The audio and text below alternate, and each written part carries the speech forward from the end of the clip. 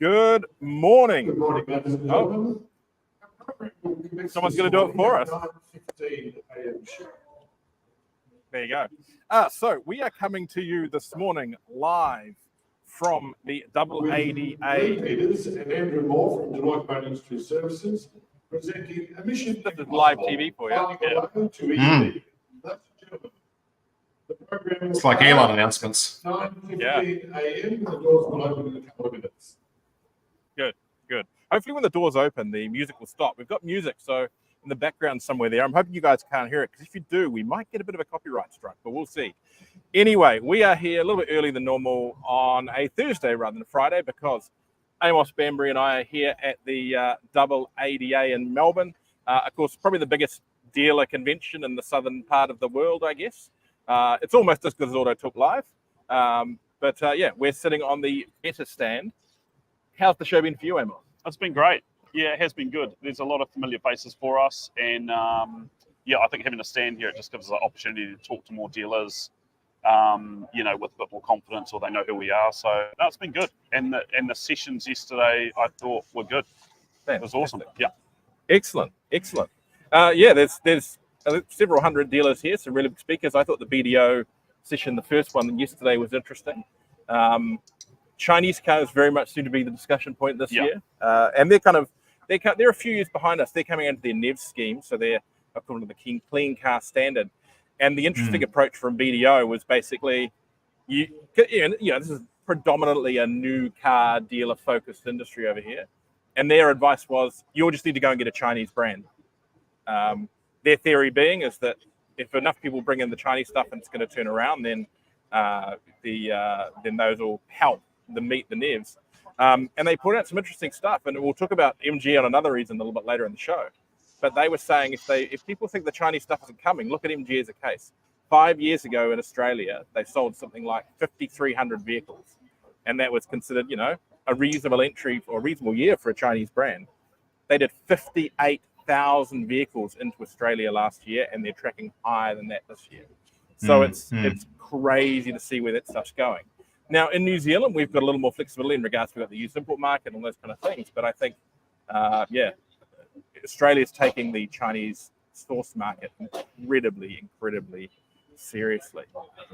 I mean, you were involved in the early stage of discussion around CCS and, right way through the CCS to an extent, David. I mean, how much of the future product out of China was a discussion point amongst the agencies and associations when that was happening? Well, the Ministry of Transport promoted China, one particular person, and mainly saying it will be a big deal. And the Chinese brands here said that more were coming. And I think what happened, there were some interesting comments. I remember Warren Wilmot saying to me when he was with a different Chinese brand to the one he's with now, that the Chinese were using Australia and New Zealand as a test ground for developing the export market. We're open now for our next session. That was quite loud, wasn't it? So using Australia and New Zealand as their test markets for homologation, that would then become a platform for worldwide distribution. So Australia and New Zealand have been important markets for the Chinese brands, and the emission standards for both now in Australia and New Zealand are just going to emphasize, because the cost of building low emission vehicles is still not ICE equivalent. We still don't have proper parity yet. Then you've got to have a cheaper product, and China can do that. And China are starting to do that now with a good degree of quality. Some of their ADAS systems are still a little bit finicky to deal with, and I think they've got a bit of work there. But other than that, the material quality in the metals and the outfitting has improved quite a lot. Can't hear you. You guys are... Yeah. Sorry, I muted myself to get rid of the noise. I think it's interesting, and it ties in back to the heated discussion we had last week, is that, again, we in New Zealand, I think, have shifted to loosen the standards in part, not in all, but in part, because not so much that we couldn't get cars to get close to the standard, but certain source markets couldn't get closer to get cars to meet standard. The Chinese here are looking at it differently, going, well, just bring in the cars from those countries to help you meet it. The others will follow along eventually, but in the meantime, go for it. So interesting that. Hang on, I'm gonna pull up a. There's someone over there. Have a wave. Hayden Johnston, one of the popular New Zealand dealers at the show. You're welcome to swing by here if you want, Hayden. He says he likes join in the show, Hayden. Graham's saying join in, but he can't. Hayden can't hear you. He's wandering off. It's an invasion of the Kiwis. How are they going to see that over there? Yes. Well, interestingly, this year there's you must have bumped into a few Kiwi dealers. Heaps. Yep. Yeah. There's a group here from Trade Me, and I know there's been some heat around Trade Me lately, but I think it's a really positive move that Trade Me has brought over a fairly sizable group of dealers. I understand that Trade Me's cost here because, look, you guys know my position. I think any ongoing professional development like this is a fantastic thing. Yeah. I encourage people to come to these shows. I encourage people to come to our events. I think the fact that Trade Me is doing it, whatever you think of Trade Me at the moment, I think is really positive. And the ones you've spoken to have had good feedback? Yeah, totally. Yeah, enjoying it, and they're all happy. I think when you come as a crew as well, you can feed off each other and get a lot, going to those events, it helps the discussions. So, yeah, it's been good.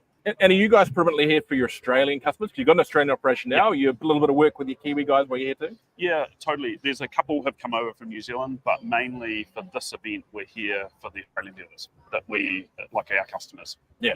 And to grow here. Yeah. Fantastic. Any highlight talk for yet or stand that you've really enjoyed, or other than the better stand, which is better than anything else? Yeah, I think the sessions yesterday and the openness, how the talking and the conversations are around EVs compared to the last year and the year before are so different. Yeah. And I think that's awesome. And also the openness around the EVs and the Chinese brands I reckon has been an amazing swing real quickly. Yeah. Right. I'm just going to pull up some news of the week here on this iPad, so hopefully this works. Obviously, you can go to the website now. We're not going to have the usual stories up today because just technical reasons. We've got to be kind of careful. But we have had some big news come through first. And the first one off the ranks, and AutoTalk was the first one to break into the market when this process started happening. But Neeraj Lala, the chief executive of Toyota New Zealand, has resigned from the position after 26 years with the company. Now, this is a really interesting move because that job traditionally has been a job for life. I mean, I think in the last 40 years, there's only been 3 of them, David, you'd probably remember, because we've had Bob Field and Alistair Davison and Neeraj. It's very much been a bit of a job to retirement, and Neeraj just Good morning, decided ladies and gentlemen. Our featured presentation titled Mission Impossible, Finding a Way to EV with Lee Peters and Andrew Moore. Let's go to that. Right. Yeah. Wow. So, ladies and gentlemen, please make your way. Once that starts, this will stop. Come on, David, let's go across, hop over to their screen. Go and join them. With Lee Peters and Andrew Moore from Deloitte Industry Services. Right, so Toyota New Zealand has confirmed the resignation of its chief executive, Neeraj Lala. It says Lala has worked in the organisation for 26 years, serving 4 years as chief executive and contributing significantly to its growth and success. The board have thanked him for his dedication and leadership. He says, at 50, it feels like the right time in my life and career to transition out of the role, especially with Twitter in such good health. As many know, I have a broad passion for business, and it's time to explore those interests further. Tatsuya Ishikawa will continue as acting chief executive. No confirmation how long that will be acting for. But a really interesting move there. I think the interesting thing about Neeraj is that he's definitely been a lot more out there, I think, than any previous Toyota New Zealand chief executive, and probably more than any other brand head in the country. I mean, could you name any other brand heads other than Neeraj Lala? No, I think naturally my mind just goes more to the financial ones, not like the head of those finance ones, but it's unknown. I mean, David, what kind of impact do you think Neeraj had? Well, Bob Field was probably the most well-known of the Toyota managing directors. He was, in his day, he was out there and had a strong leadership. Alistair Davis was more of a backroom person. Neeraj was, his legacy is really around that driving the environmental low emissions. Good morning, ladies and gentlemen. This is your final call for the commencement. But I have to be quite careful what I'm about to say, Richard. So I'm going to be really careful. But the way in which this has come about is a little bit strange. We would not have anticipated Neeraj to have stepped aside at this point. In the typical process that Toyota uses, that they promote from within. And so they always plan their transition. So this is an unplanned transition. And we've only had, I think, half the story behind it, the half that they want to put out there. So there is a bit of background noise around this move, and it'll be interesting to see what happens next. But I wish Neeraj all the best for his future. He was a person. He's a strong personality. I think that's the best way to describe his leadership style. He's full in. You don't get a half a Neeraj. You get 100%, 100% of the time. So that's the sort of leader that he is, and it'll be interesting to see where he pops up next. Well, I think the interesting thing you're saying there in regards to how this has been handled, yeah, I mean, I agree, and certainly from some of the, you listen to the industry scuttlebutt out there, and you shouldn't. You should go to reliable sources of industry information like AutoTalk, and maybe the AutoTalk video rep, maybe. I don't know. Are we that reliable? Yeah, Never called us reliable before. I certainly know there's been some questions around the core of the Beltway, I guess, that about why Twitter hasn't handled this better, either from their own internal management or they have a very good comms team out there as well, contractor that could have stepped in here. It's been very interesting. Now I know they've suggested there's some personal reasons for him departing. And I guess we need to be very particular with that. But sometimes information vacuum is a little bit of a dangerous thing. So yes, ladies and gentlemen, our program is about to commence. Right. He was a fairly. EV with Lee Peters. Boy, they're plugging this. Once this is over, we're done. Once it's over, I imagine he was a fairly strong force within the MIA as well. Yes. And Neeraj would be the first to recognise this. Sometimes there's a clash of personalities, and any trade association, you are fierce competitors in the marketplace. But then when you come around the board table, you try and then generally do what is in the best interest of the sector as a whole. And so you can imagine with the personalities that tend to get to be managing directors of New Zealand new vehicle distributors, some of those discussions are quite robust. And Neeraj was never afraid to have a robust discussion, as were some others. Andy Sinclair, who's a past president, I respected it, even though I disagreed with Andy from time to time and he with me. The one thing that both Andy and Neeraj, for example, had in common is they're prepared to speak their mind. And Neeraj would always have a good rationale behind why he said what he said. And so you have to sort of go with that. But yes, he was a force to be reckoned with. Could I just chip in there for a second and comment that we're probably in interesting times, though, when it comes to the environmental sector. Let's call it the environmental sector of the new car industry, and used as well. But it probably hasn't been such a contentious and divisive set of regulations and pending legislation in the future that has required an industry to work together in areas where it simply cannot. That the gulf is, I think, probably wider now than it has been for many years around environmental performance in the fleet and what it means, and everyone jockeying for position.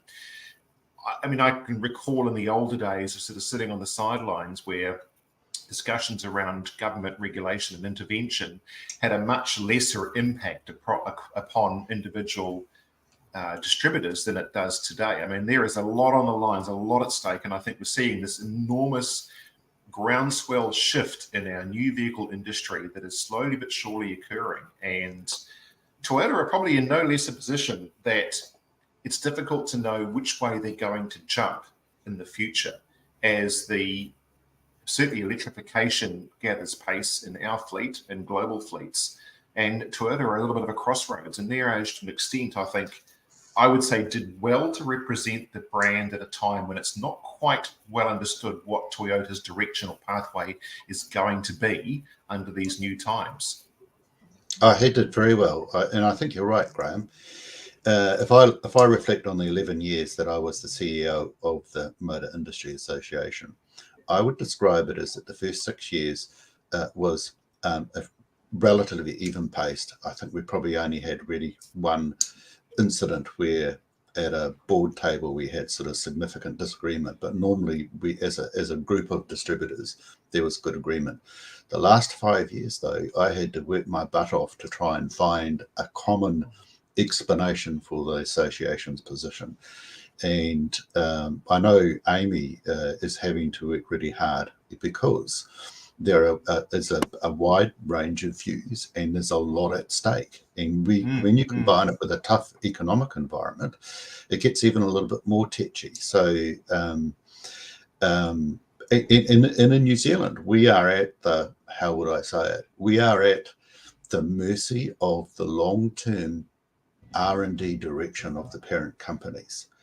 And that makes it a significant difference. I mean, that's the one thing that VIA and MIA have always acknowledged is there are different positions of the two associations, is that you guys, the used importers, have a higher degree of flexibility, but again, within a constrained market of where you source your vehicles from, but you can pick and choose. New vehicle distributors can only pick and choose from within the brands that they represent and the models that are available, and not all models become available to the New Zealand market. What Neeraj did, and I'll give Neeraj his high degree of compliments for the way in which he positioned Toyota, because he said the quickest way to reduce CO2 emissions was to go from ICE to hybrid because of the relative affordability of hybrids vis-a-vis PHEVs and BEVs. So he positioned them well up to 2025 to 2027. The real hard yards come in what happens in the 27 to the 2030 period. And that's the same question for a number of other distributors. And I know I'm sort of digressing a little bit here, Richard, but when you look at what's happening with a number of brands, German brands and Ford backing away from the EV commitments a little bit because of the way the market's going. That's what they're doing overseas. That will have an impact here in terms of model availability. So that's the sort of market. Neeraj was walking a tightrope to be able to try and represent Toyota in New Zealand in the direction, but he had fingers in quite a few pies, and that's the strategic direction, and that's the nous that I think he brought to Toyota, was to try and position them all the way through for that transition. Well, farewell, Neeraj. I don't think you're going to be gone for long. I would say we'll see him around. Now, whether that's back in the automotive space or something he may be even more prominent, we will see. I'm sure there's some government positions floating around, or wave out at Dave Booth, who's over there. See him running by.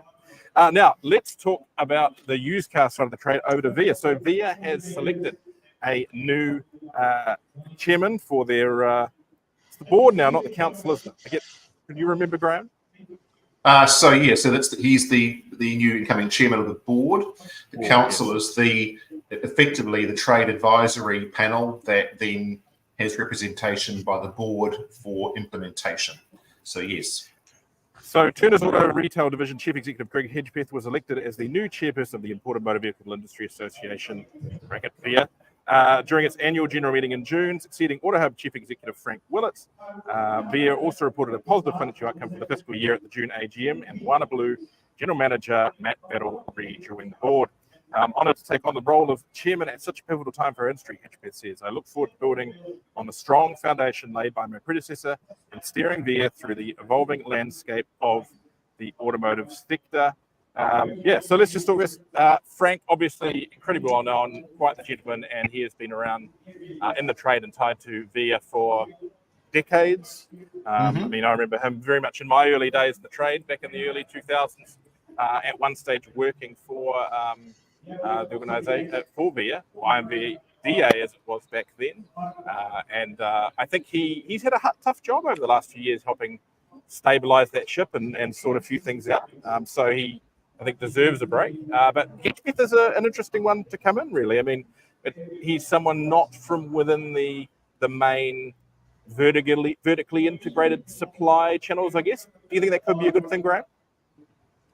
Yeah, to tell the truth, I think he's a good choice. Greg has a very, very strong track record of working with a proven business brand, of making a lot of different components work. And I'd argue and say that Turner's to an extent, no more or less vertically integrated than any other part of the supply chain. It's just at the other end of the line rather than the buying and shipping end of it. So I would have thought he's a very good choice for that particular role. And kudos to Frank, because Frank took on a very difficult role of transition for the organisation. In difficult times, difficult financial times for the entire industry, but also the change occurring with an onslaught of legislation coming on down the pipeline that the association was working its way through. And I think Frank managed the board, the council, the process of finding a new chief executive. That's all on Frank's watch, and I think he deserves kudos for the work he put in. But you know what? That's such a time-intensive role as well. That for someone like Frank, being the MD or the chairman of an association at the same time as you're the helm of a major logistics supply chain group in New Zealand, is hella challenging. And I suspect Frank has got a bit more time to focus on the needs of his own industry business moving forward. Yeah, I agree, Graeme. Frank has done a good job, and he's brought stability in that change process, which is an incredibly good outcome. On Greg, Richard, I just want to note, I was quite pleased to see Greg elected. He, to me, is a really good person for the next stage for VIA. He has an interesting background too, because he has new vehicle distribution experience and now used car experience. So he's the sort of guy that's got a really good broad breadth of experience in the totality of the New Zealand automotive sector, new and used. For those who don't know, he was senior management at BMW New Zealand before he headed into the used car realm with Turners.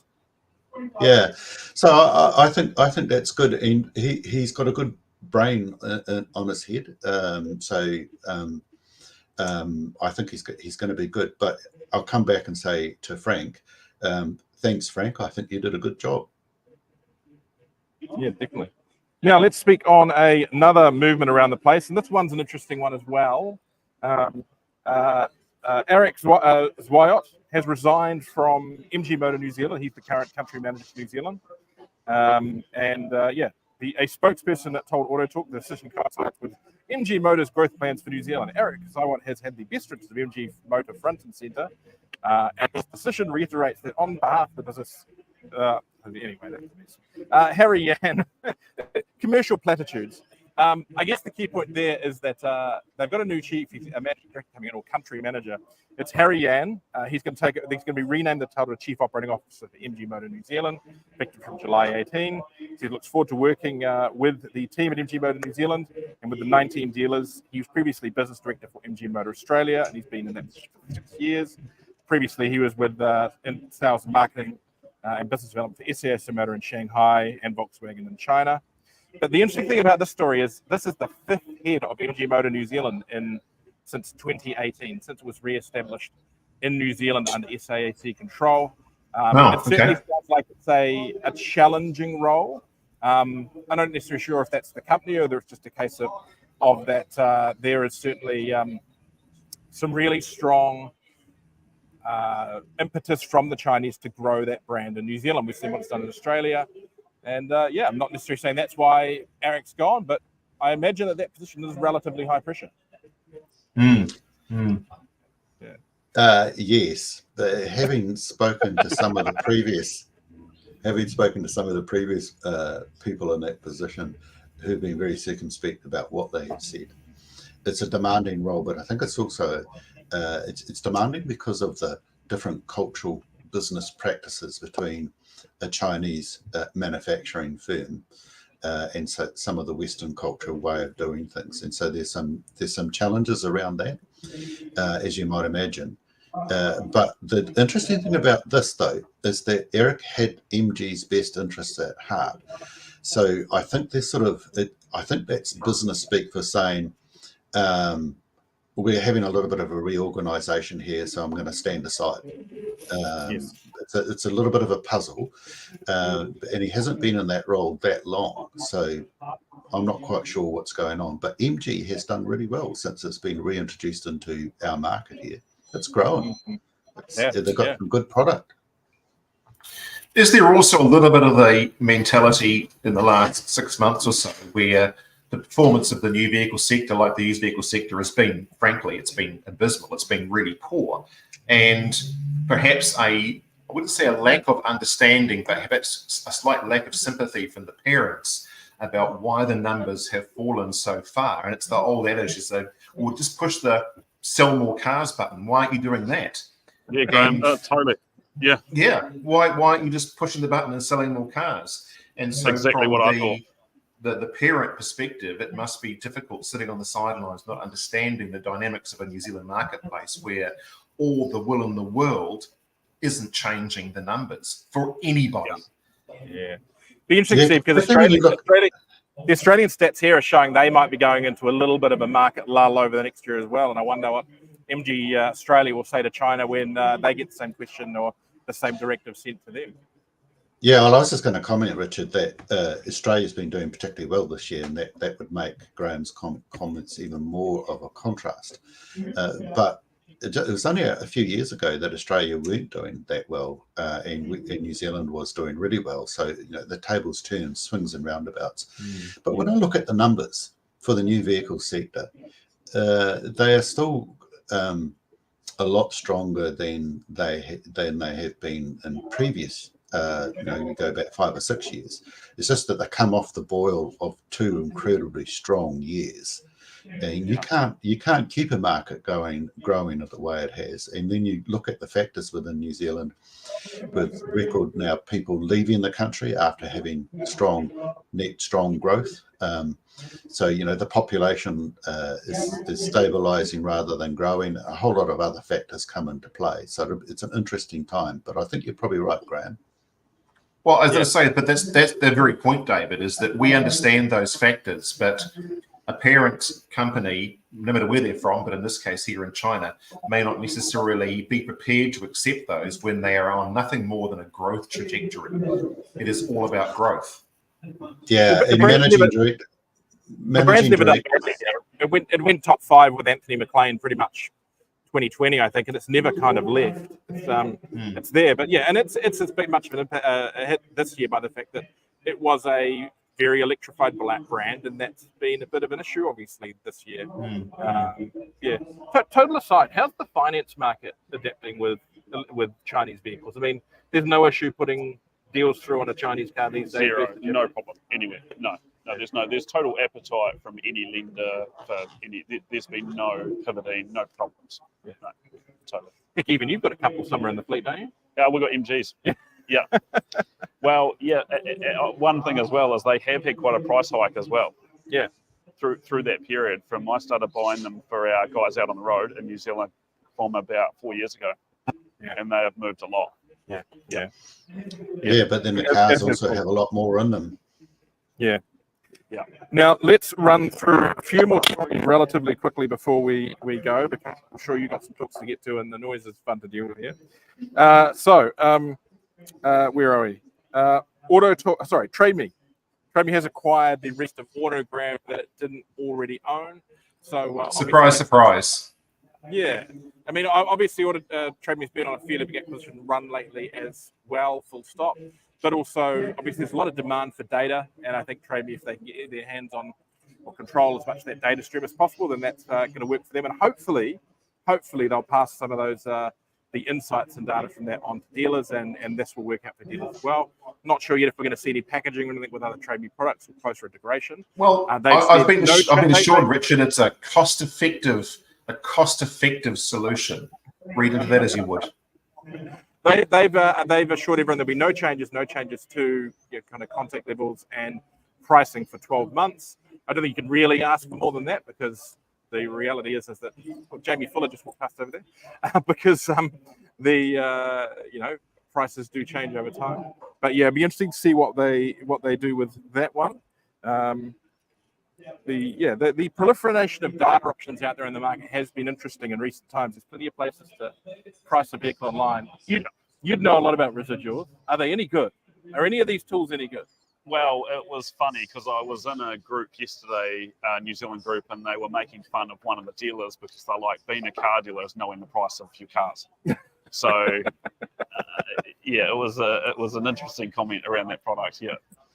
A former vehicle inspector has been sentenced over 183 fraudulent wafts, 6 months community detention and 40 hours community service.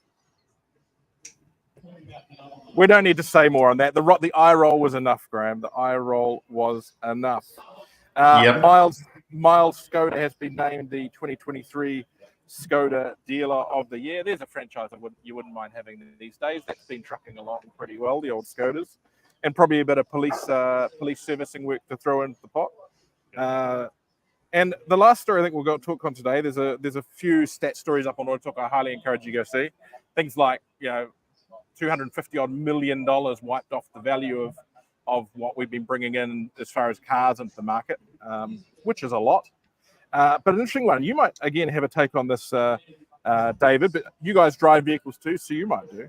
Mitsubishi Motors has confirmed there's an update coming to the driver monitoring system on the Triton. Now, they're being obviously very cautious around the wording. After its successful evaluation, the update was released to a dealer network 2 weeks ago. Since then, several customers have received it, and the feedback has been extremely positive. Now, what the heck does that mean? That means that the Mitsubishi Triton is one of these new vehicles coming through that have added a very modern high-end driver awareness system to meet ANCAP 5 requirements. And the Mitsubishi Triton is not the only vehicle here. I can name particularly the Kia EV9 and a number of other Hyundai products, some other Japanese and European products. And these systems suck. They are not good. The Kia EV9 particularly is awful, though I understand there's been a software update, and that's probably better as well. The Triton one was pretty rough, but now there's been a software update. ANCAP requiring already these driver awareness systems for vehicles without any great system in place to work out if they're actually any good is a dumb idea that is negative towards safety. Because more often than not, people like myself, particularly glasses wearers with reflective coatings on their glasses, these systems generally shoot a camera at your eyes to see if you're looking at the road.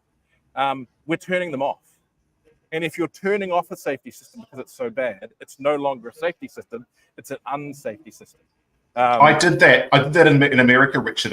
I rented a Mustang convertible, as you know, and it had the latest driver safety awareness systems, and I would turn it off. Like, I've just driven 900 miles in a day. I'm pretty sure that it's going to smack me on the hand. And I'd turn it off at the start of the day, the whole system, because it was just as infuriating as all hell. Now, I may not be the typical car driver, perhaps, but in the race to dumb down our vehicles, it found no favour with me. So let me be a little bit more parochial and maybe a little bit contentious. But the one thing I want to say to people who believe we should be going headlong into autonomous vehicles because autonomy is better than human interaction is take that ideology and shove it up to a very dark place. Because unless you get it interacting properly, it's either got to be fully autonomous or not. When you've got a combination of human and autonomy, then you have to pay attention to the interface. And I'd like to congratulate Mitsubishi for doing exactly that. So the key changes that they've made, as I understand it, is one is they've increased the speed at which these systems cut in. And there's a safety rationale for that, because at lower speeds, the impact is less. You've got more time to take control and have counteractions to any adverse outcome. The higher the speed, though, the autonomous functions can act much more quickly. But then But comes the question. Someone from Mitsubishi Motors Australia just walked past in a Mitsubishi Triton jacket as we were talking about that. You should invite him on the stand, Richard. Come on in. You'd love this conversation. Get on here. Yeah, exactly. So the second thing they did though, Richard, is they've dialed down the sensitivity to it. Yeah.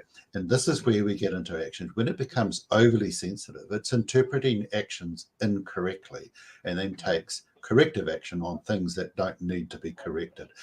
And then that just creates a bad name, a bad rep, a whole bad aura around ADAS, advanced driver autonomous safety systems, and that's not a good outcome. So I'm a little bit critical of the new car assessment programs, whether it's Euro NCAP or Australian New Vehicle Assessment Program, that are going headlong into this, thinking that it's the answer to all things that don't need to be answered, but it's all done to be improving road safety. It's not improving road safety. I believe on that one, ANCAP is actually ahead of Euro ANCAP on that one, on the driver awareness systems, and they're just not ready. There's an agreement between Euro NCAP and Australia New Vehicle Assessment Program to align where possible, but ANCAP may have been going a little bit ahead, as you say. Yeah. But the real issue here is, if you don't get that interface right, it creates an impediment rather than an assist. And I'm forever turning things off. I had the worst run-in with one of them where I was driving on the Northern Motorway. I'd been driving for about 45 minutes. I was driving totally fine. I was not distracted. But some of these systems really don't like my glasses. And it alerted enough times that it triggered the "you must be really tired, you need to pull over" mode, where it just would not go off. And in the end, I had to pull over on the side of the road on a busy Northern Motorway to power cycle the vehicle to get it to turn off. That is terrible. There's no way a system should do that. So yeah, these things need to be sorted before they're forced out there. At least that's my take on it. Have you had a bad run-in with a driver awareness system? No, but is that who has control of the push of that product? Is that the front end distributor in New Zealand, or is that coming right from factory? Or it's generally going to be spec with ADR essentially, because it's cars. They're trying to get 5-star ANCAP in Australia, basically.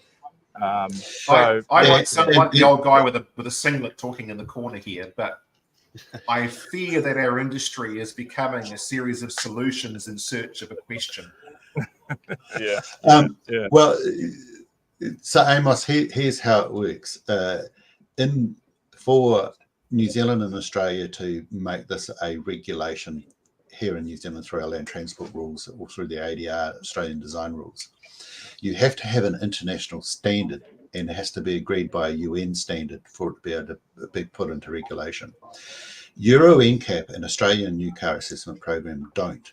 So it's a consumer testing program. So they basically say we want to improve safety by being ahead of the regulation. So they don't wait for international standards to be defined, which then addresses a lot of these questions about standardization and sensitivity, etc.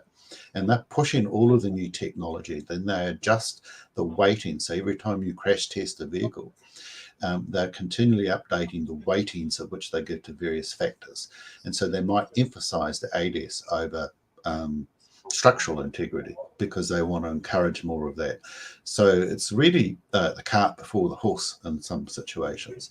And that's why I find it a little bit disturbing. So it's been pushed from the ANCAP ratings rather than from a regulatory standardization rating. But I'll come back to what Mitsubishi have done. I think what Mitsubishi have done is a really clever, smart move, and I'd like to congratulate them, and I'd like to throw the gauntlet down to the other distributors. Do the same. Let's get the stuff to be practical and usable.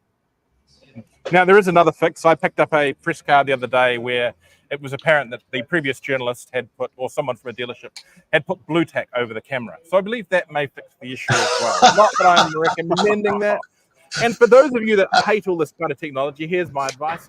Pop down to your local Mahindra dealer. They'll sell you a pickup or a Scorpio that, good, solid, reasonable technology, but none of that flash stuff. So you don't have to even deal with it. There you go. I can Yeah, hear it's a got whole to- lot of distributors in New Zealand right now going to their press freaks, and they're starting to twitch already. They're working out where the car is. Well, it might get to the situation. Or the PRs will start handing out a pack of blue tack with the cars going, we're not saying what you should do with this, but here you go. It's got to the stage personally for me, and I wonder how many other people are like this, where we've had bad experiences with invasive AADA systems, that I'm hesitant. I would, even if I had the money to do so, I'd be hesitant to buy a new vehicle. I like the vehicles that I've got now because I can press one button on our sedan to turn it all on, and I've got it all bells and whistles. But to turn it off, there's just another button on the steering wheel because it's easy to get to. Or in my Holden Colorado, which is 2018, it's got some of the systems, autonomous emergency braking, etc., but it hasn't got all of the other stuff that tries to pull your steering wheel one way, or say that you're too tired, pull over, take a break, or cut the power and brake at all sorts of odd times. Getting that interaction is important, and if you want people to buy new vehicles, then you've got to have the new vehicles perform adequately, not invasively. This is also showing the benefits now of updates, and obviously the Triton needs to go back to the dealership and update, but we're seeing a lot more over-the-air update systems coming in vehicles, and that also gives new opportunities for them to sort these things as they go. I know, for example, my BYD 803 got an update the other day that brought along after a year of half ownership. We got wireless CarPlay, and they updated the ADAS and that, and a few other things. That's another part of the aspect industry that's out there. So, if you are at the show, if you're watching this, you are at the show. Please do come over to the beta stand. You're here all day, Amos. Come say hi. You're going to run to the airport? No, I'm going tomorrow, so I'm going to go to a few sessions today. But don't forget, we're approaching that 100th episode. So we're still working out where we're going to go for that. Somewhere fun, no doubt. Now I have one little last tidbit if you wait at the end. We've been talking about this over the last couple of sessions. AutoTalk Live Christchurch. We have booked the venue. October 22nd at the Ridges in Christchurch. We will start marketing that very soon. We'll put a lot more detail out there, and people can get their tickets in that area. Now, I want to be clear, we're not just going to fly down a whole pile of Aucklanders to tell you Cantabrians what to do. We're flying out Australians and that'll go down real well. And a couple of local Christchurch boys. That's going to be a really good event. Even if for nothing else, it's a good chance to get out and just catch up with some dealer mates like they're doing over here. Have a few beverages afterwards. We do have that famous open bar at the end. I was a little disappointed with the volume consumed by the Auckland dealers at the last event. Your team had a good go. I think the Christchurch guys will turn up. But I think the Christchurch guys are going to put it on. There's a challenge to the South Island. Just do a bit better on the bar tab than the Aucklanders did. Yeah. So makes no difference to my bill how much you drink. That's a little tip for you. So make sure you're along for that. We're going to make the tickets.